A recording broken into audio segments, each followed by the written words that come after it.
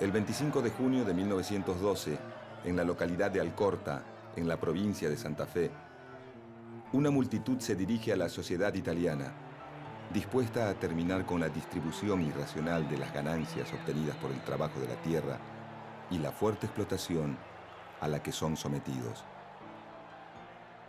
El joven abogado Francisco Netri, junto a chacareros, comerciantes, agricultores y trabajadores del campo, ha promovido la protesta y conduce la asamblea en la que participan más de 2.000 manifestantes.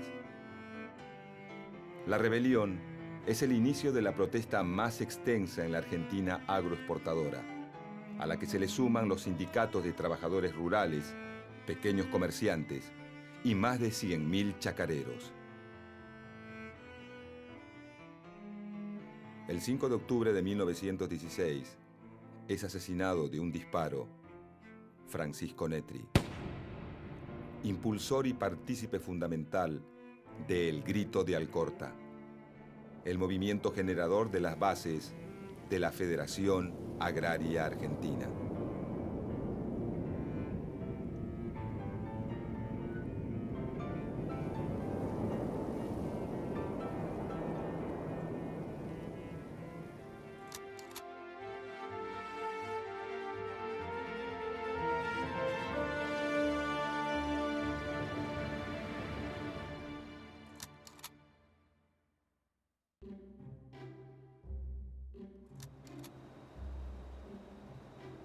El proceso de industrialización que atraviesa Europa a fines del siglo XIX genera oferta de productos manufacturados, demanda de materias primas y excedentes de capitales en busca de mejores márgenes de ganancia. Argentina, como otros países que ante la necesidad de mano de obra ofrecen salarios altos, recibe gran cantidad de inmigrantes expulsados de algunas zonas del viejo continente que sufren exceso de población, desocupación y hambrunas. América Latina se reacomoda en el nuevo mercado mundial y Argentina se incorpora como una de las principales productoras de alimentos y materias primas. La reorientación genera un nuevo patrón económico, el modelo agroexportador. Este modelo se basa en la exportación de carnes y granos, producidos a partir de la explotación extensiva de la tierra, que necesita de capitales externos para inversiones, y la incorporación de mano de obra inmigrante. Argentina cuenta con millones de hectáreas incorporadas a la fuerza, como resultado de las campañas de ocupación de los territorios de pueblos y comunidades indígenas.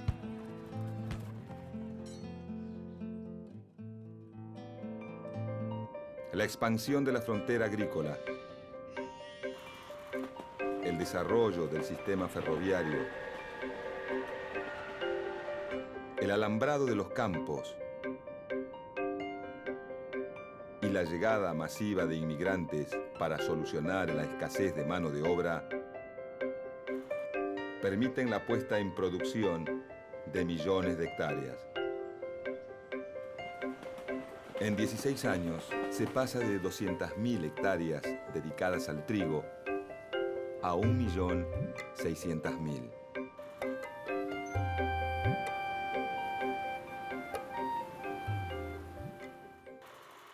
El Estado Nacional emite bonos sobre los que paga intereses mayores a los europeos. De esta manera, busca atraer capitales financieros extranjeros y utiliza esos préstamos para consolidar su aparato burocrático y militar. La gran mayoría del capital invertido es británico, dado que Gran Bretaña es la principal potencia económica mundial.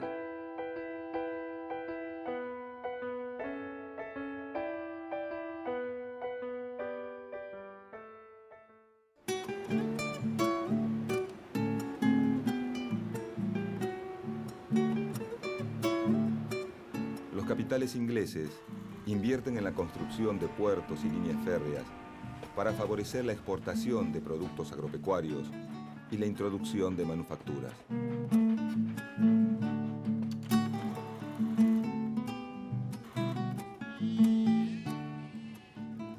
década de 1850, en Argentina, comienza a desarrollarse la producción agrícola, a partir del proceso de colonización, que consiste en el loteo de tierras en parcelas de un tamaño rentable para la producción basada en la mano de obra familiar. Los gobiernos de Santa Fe y Entre Ríos y los empresarios colonizadores privados garantizan el asentamiento de extranjeros y ofrecen facilidades de crédito para pagar la tierra y capital a través de instrumentos e insumos de labranza como arados y azadas. Con la llegada de inmigrantes, se desarrolla la producción agrícola en la zona norte de la región pampeana, en el centro y sur de Santa Fe y en el sudeste de Córdoba.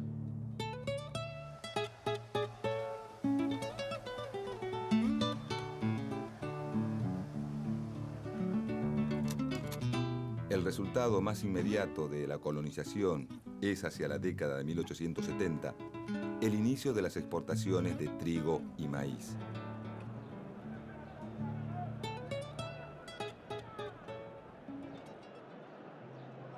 Para 1890, el crecimiento económico y la capacidad de consumo entran en crisis, provocando el cierre de muchos bancos, la consecuente pérdida de los depósitos y la bancarrota del Estado Nacional.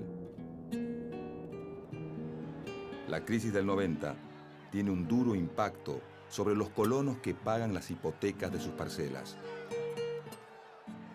Los dos grupos más numerosos y vulnerables son, por un lado, los pequeños arrendatarios que explotan la tierra en base a la mano de obra familiar, y por otro lado, los llamados braceros, que son peones y jornaleros empleados como mano de obra en la cosecha ante la demanda de brazos.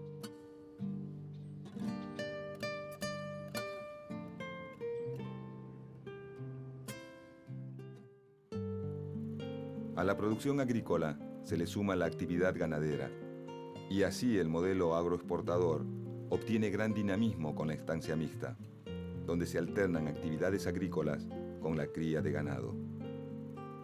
Este sistema, sumado a las fuertes inversiones, principalmente de origen europeo, colocan a Argentina en condiciones de satisfacer la demanda de países como Gran Bretaña, Alemania, Bélgica, Francia y Suiza. El sistema productivo genera una estructura en la que el sector agrario es tan fuerte que se convierte en la clave del modelo económico.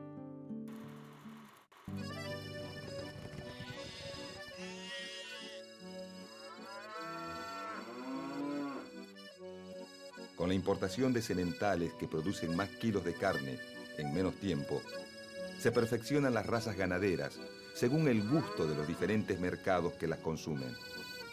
El grupo de productores dedicados al ganado refinado, dividido entre criadores y los que engordan a los animales, conocidos como invernadores, se consolida.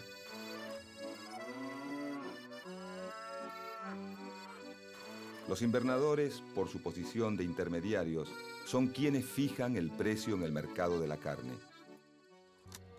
Hasta fines del siglo XIX, el ganado se exporta en pie, es decir, vivo. Pero a principios del siglo XX comienza la exportación de carne congelada y luego enfriada. La aparición del frigorífico es decisiva en el crecimiento de las exportaciones de carne, que también quedan en poder extranjero. Primero en manos británicas, Las Palmas y Smithfield, y más tarde en norteamericanas, Swift y Armour.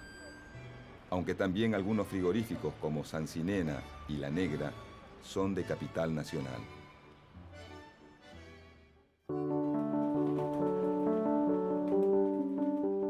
El progreso económico para abastecer el creciente mercado alcanza a la provincia de Mendoza con la industria del vino y a Tucumán, Jujuy, Salta y Santiago del Estero con la caña de azúcar.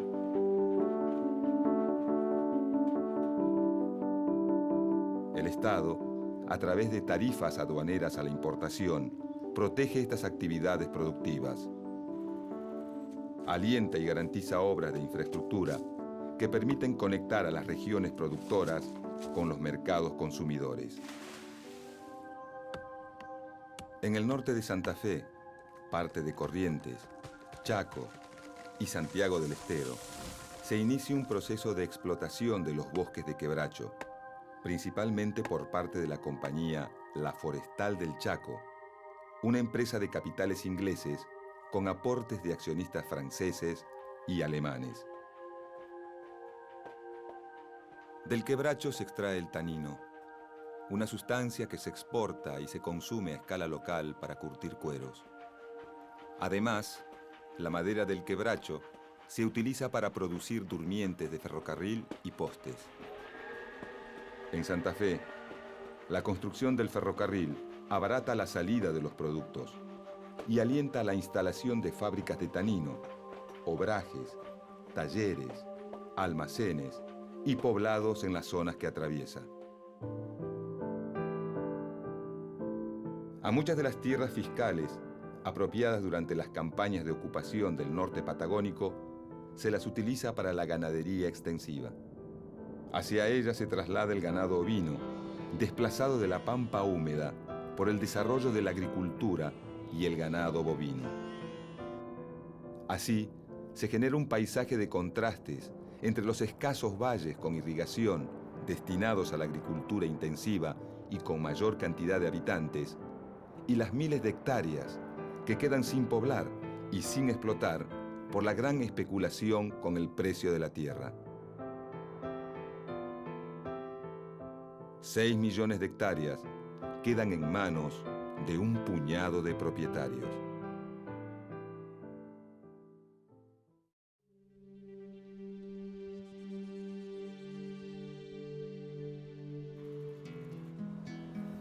En 1907, el presidente Figueroa Alcorta decreta que el yacimiento de un pozo petrolero descubierto en Chubut es de propiedad estatal.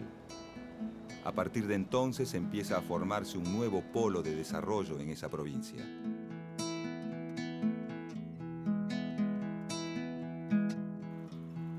El desarrollo del ferrocarril permite la integración de las diferentes regiones del país, facilita la llegada de la mano de obra necesaria, de las mercaderías de consumo para la población en crecimiento y posibilita el aumento de la exportación de los diferentes productos. Es Gran Bretaña quien domina el negocio de los ferrocarriles. La expansión de la red ferroviaria es vertiginosa. Pasa de 9.400 kilómetros en 1890 a casi 34.000 kilómetros en 1914.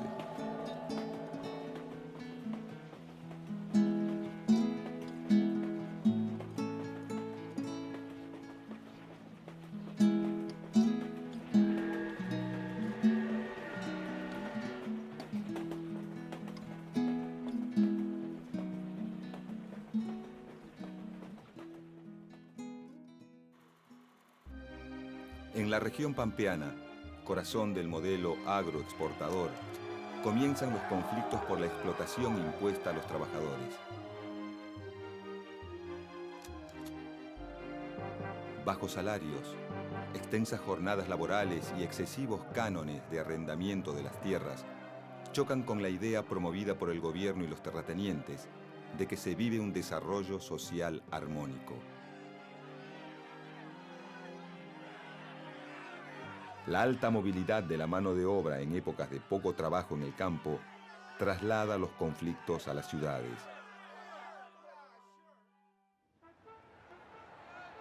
Entre 1901 y 1904 se realizan varias huelgas protagonizadas por peones de la región pampeana, asalariados del sector cañero del noroeste y quebracheros de la zona chaqueña. En 1911, la mala cosecha eleva el precio de los granos. Al año siguiente, las condiciones climáticas favorables permiten una cosecha récord que provoca la baja del precio de los granos por la abundancia de oferta. Para los arrendatarios, esto significa menos ingresos y grandes dificultades al momento de afrontar el pago de los elevados cánones de arrendamiento. La situación se vuelve acuciante para los pequeños productores, que a las deudas originadas por la mala cosecha del año anterior se les suma la caída de los precios del grano. Muchos comienzan a juntarse en almacenes, parroquias y viviendas precarias para buscar soluciones. En la provincia de Santa Fe, en la localidad de Firmat, se organiza la Sociedad Cosmopolita de Agricultores. En Vigán, la de Campesinos Unidos. Las demandas deben ser escuchadas. El 25 de junio de 1912, varios pueblos rurales del sur santafesino amanecen con sus faenas campestres paralizadas. Francisco Netri, un joven abogado llegado de Italia en 1897, está al frente de la asamblea. Le debe a su hermano Pascual, párroco del pueblo de Alcorta, el haberlo acercado al movimiento agrario. Netri promueve la protesta junto a chacareros, comerciantes, agricultores y trabajadores del campo, y su lugar de privilegio lo lleva a conducir la votación en la que participan más de 2.000 manifestantes. La decisión a la que llegan es contundente. Huelga por tiempo indeterminado, hasta tanto no se obtenga la rebaja general de los arrendamientos y aparcerías. El momento que eligen los huelguistas para presionar a los arrendatarios es clave.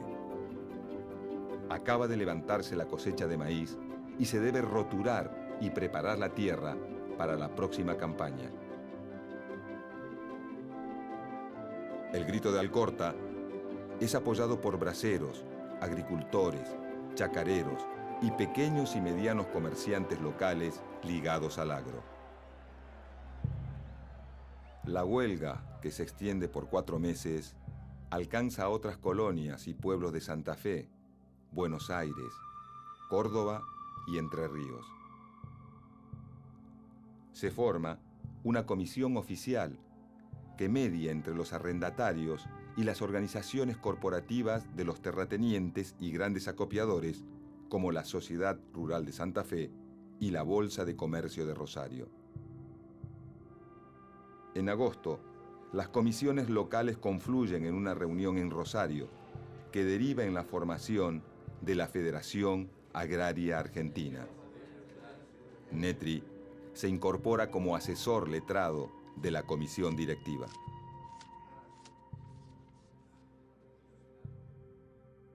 El Grito de Alcorta es el primer movimiento agrario de gran alcance que promueve la Asociación Gremial de Chacareros y crea una corriente que estimula las protestas y el surgimiento del cooperativismo agrario.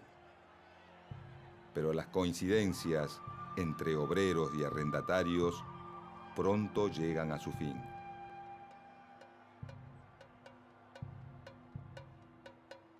Los braceros se organizan y producen amplias huelgas de asalariados rurales con la esperanza de terminar con el trabajo esclavo al que aún son sometidos. A partir del Grito de Alcorta, los propietarios acuerdan suavizar las condiciones de contratación según las demandas de los productores y se consigue la rebaja de los arrendamientos y la consolidación de la organización gremial de los chacareros en la Federación Agraria Argentina. Creada con la unión de los chacareros y dirigentes radicalizados, la Federación Agraria Argentina se alinea con los terratenientes. Entre 1912 y 1917, Europa maneja el mundo, tecnológica, financiera y políticamente. El dominio sobre las áreas coloniales y las necesidades de expansión de las grandes potencias industriales hacen que las confrontaciones se vuelvan cada vez más frecuentes, no solo en el viejo continente, sino también en las colonias de África, China o el Medio Oriente. Pero el enfrentamiento entre el Imperio Austrohúngaro y Serbia traspasa las fronteras el 1 de agosto de 1914. Y la declaración de guerra se extiende hasta Rusia, desatando un conflicto en el que participan 32 naciones. La Argentina, aunque se abstiene, no sale ilesa de la Gran Guerra. Las importaciones disminuyen, muchas industrias se achican o desaparecen y aumenta la desocupación y el trabajo precario.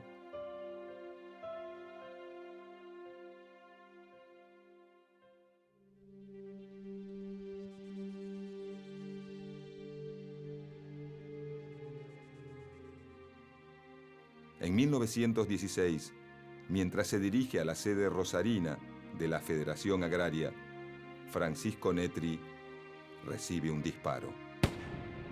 Herido de muerte, logra llegar hasta la peluquería ubicada frente a la Federación y muere en el patio de ese local.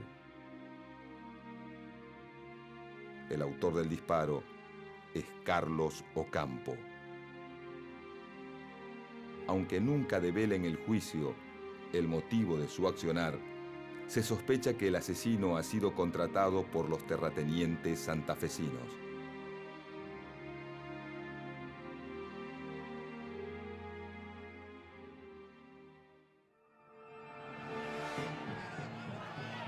Para 1917, el estallido de la Revolución Rusa impulsa la radicalización de algunas fracciones locales de anarquistas, socialistas y comunistas. Pero la postura de los chacareros de no alinearse tras ningún ideal político les permite una mejor negociación frente a los gobiernos radicales, tanto en Santa Fe desde 1912 como a nivel nacional desde 1916 con las presidencias de Hipólito Yrigoyen. Esta posición negociadora lleva a la sanción de la primera ley de arrendamientos agrícolas en 1921.